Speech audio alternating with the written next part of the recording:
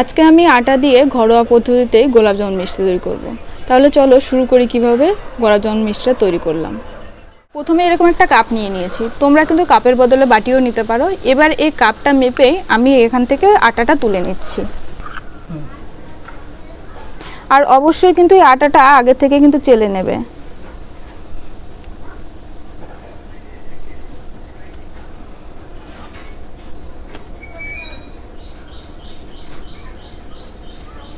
দেখো চামচ দিয়ে পুরো সমান করে নিচ্ছি, পরিমাপটা তোমাদেরকে ঠিকঠাক দেখানোর জন্য। এই নিয়ে নিলাম আটাটা। তোমরা কিন্তু এই আটার বদলে ময়দাটাও কিন্তু ব্যবহার করতে পারো। নেওয়া হয়ে গেল। আর এখানে আমি নিয়ে নিয়েছি আমুল দুধ। ঠিক আছে, এখানে 4টে দুধ নিয়েছি, দেখা যাক ঠিক কতটা পরিমাণ আমার লাগে। সেই কাপের মধ্যেই আমি এই দুধগুলো ছিঁড়ে দিয়ে দিচ্ছি।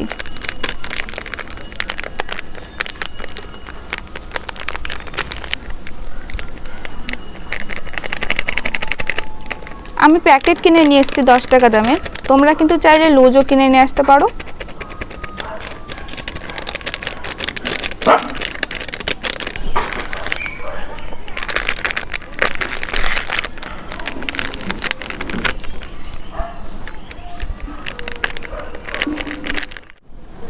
এ দেখো আমার এখানে দুধের পরিমাণটা একটু বেশি আছে। যদি গোলাপ জামুনের দুধের পরিমাণটা বেশি দাও তাহলে কিন্তু খেতে ভালো লাগবে।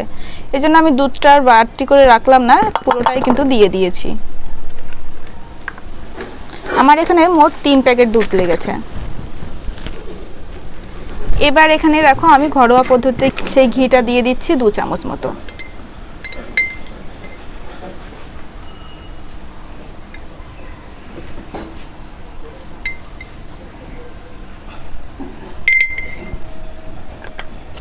ঘিটা দিয়ে দিলাম। এবার এর মধ্যে দিয়ে দেবো আমি একটু বেকিং সোডা। বেকিং সোডা দিয়ে দিচ্ছি, কতটুকু পরিমাণ সেটাও তোমাদেরকে দেখাচ্ছি।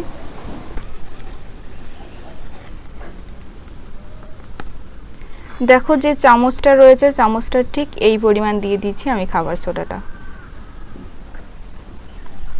দিয়ে দিলাম।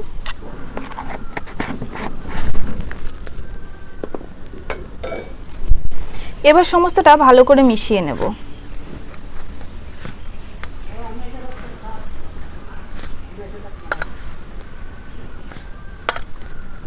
4 থেকে 5 মিনিট ধরে কিন্তু ভালো করে ময়ান দিয়ে নিতে হবে।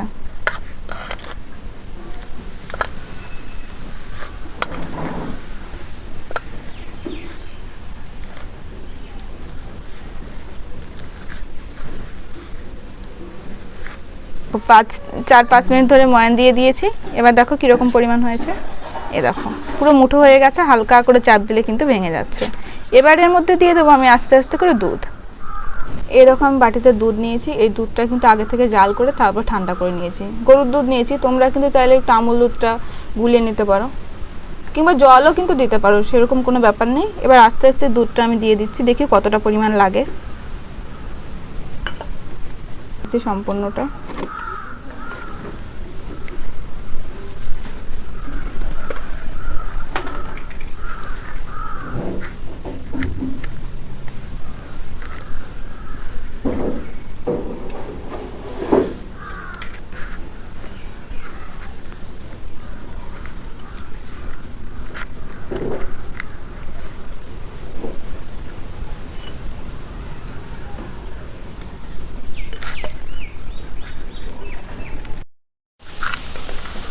এই দেখো এক বাটি দুধ থেকে আমার সামান্য এইটুকু দুধ বেঁচেছে, আর সম্পূর্ণটা কিন্তু মাখা হয়ে গেছে। এবার এটাকে আমি ঢাকা দিয়ে রাখবো 5 থেকে 7 মিনিট, এটাকে ঢাকা দিয়ে রাখবো। আর এদিকে উনুনটা আমি ধরিয়ে নেব।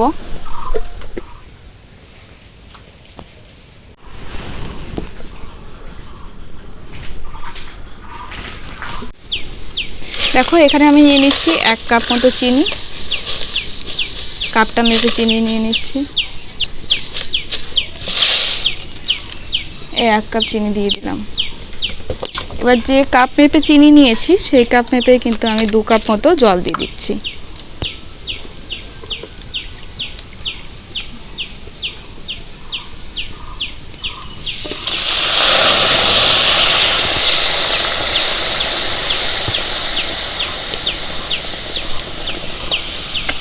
এই চিনির রসটার মধ্যে কিন্তু তোমরা একটু এলাচের গুঁড়ো দিতে পারো, আমি এখানে দিচ্ছি না এলাচের গুঁড়োটা।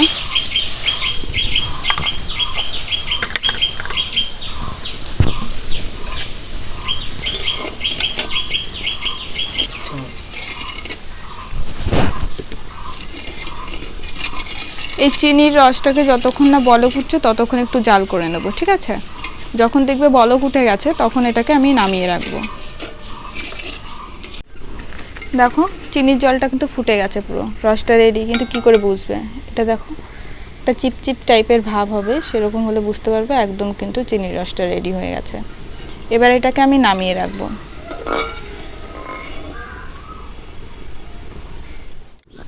দেবো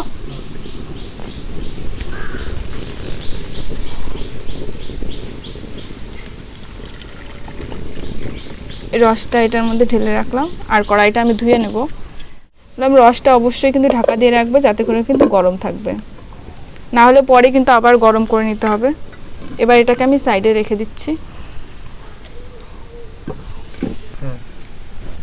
আর দেখো এতক্ষণ ধরে ঢাকা দিয়ে রেখেছিলাম, এবার এটাকে আমি ছোট ছোট করে গোল গোল করে নেব।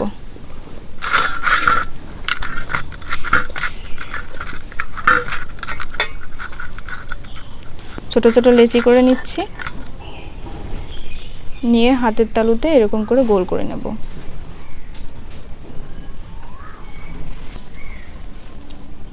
কোথা থেকে দেখো ভালো করে গোল করে নেবে, যাতে করে চারপাশটা যাতে সমান হয়, একদম দাগ না থাকে, তাহলে কিন্তু বেশ ভালো হবে। না হলে তেলে দিলে কিন্তু ফেটে যাওয়ার সম্ভাবনা রয়েছে। আর যদি দেখো একটু ফাটল ফাটল রয়েছে, তাহলে হাতটা দু হাত দিয়ে ঠিক এরকম করে ভালো করে চেপে দেবে, চেপে দিয়ে তারপরে গোল করবে।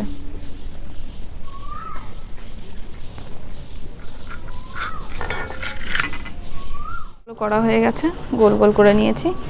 এবার কড়াই উনুন দিয়ে দিয়েছি, এবার কড়াইয়ে তেল দিয়ে দেবো। সাদা তেল দিয়ে দিচ্ছি কড়াইয়ে, সাদা তেল কিংবা রিফাইন তেল, অনেকে যে যা বলে থাকো।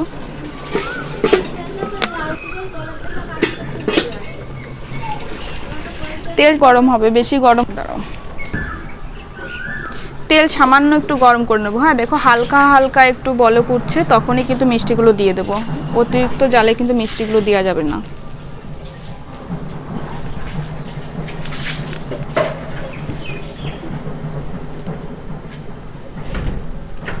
এক এক করে দিয়ে দিচ্ছি সব মিষ্টিগুলো।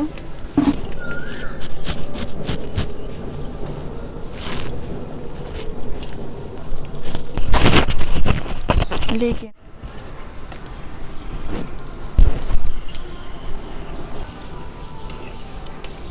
মিষ্টিগুলো ভাজার সময় কিন্তু বারবার বলে দিচ্ছি, একদম আঁচটা লো লাগবে। 15 থেকে 20 মিনিট লাগতে পারে মিষ্টিগুলো ভাজতে, তবুও একটু সময় ধরে খুব সুন্দর করে ভেজে নেবেন।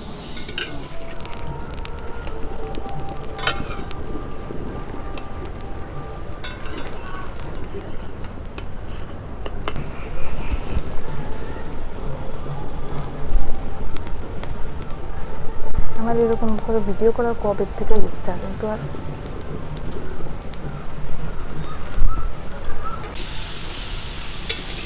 দেখো প্রায় লাল লাল টাইপের হয়ে গেছে। আর ঘিটার কি দারুণ গন্ধ বেরিয়েছে, আর ঘিটা যেহেতু বাড়িতে বানানো, সুন্দর গন্ধ বেরিয়েছে। দেখো এবার এগুলোকে নামিয়ে নিচ্ছি এক এক করে।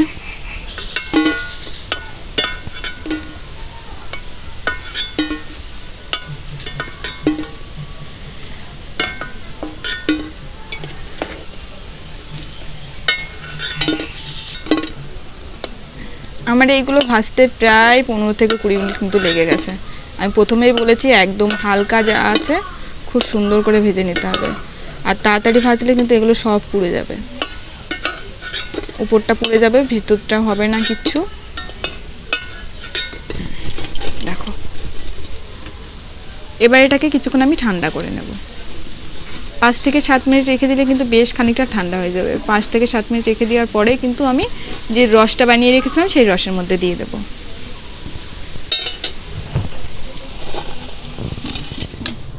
এই দেখো এবার রসটাকে আলগা করে নিচ্ছি। আর এই তো দেখো যথেষ্ট ঠান্ডা হয়েছে, মানে হাতে মুঠো করা সহ্য পাবে, ঠিক আছে? তখন হয়ে গেলে এর মধ্যে দিয়ে দেব।